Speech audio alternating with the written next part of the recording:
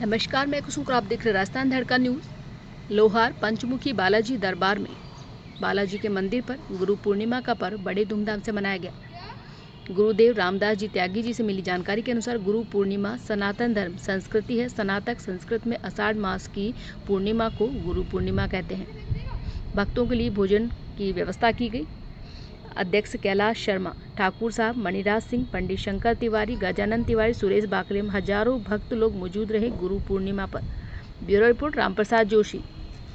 जगदीशदास जी का आशीर्वाद हमें प्राप्त है और भगवान से प्रार्थना करते हैं कि ऐसे सदगुरु बाबा सभी भक्तजनों को मिले और बाबा जी के बताए हुए मार्ग पे हम सब चलने के लिए कृत संकल्प करें। बोलिए रामदास जी महाराज की जय।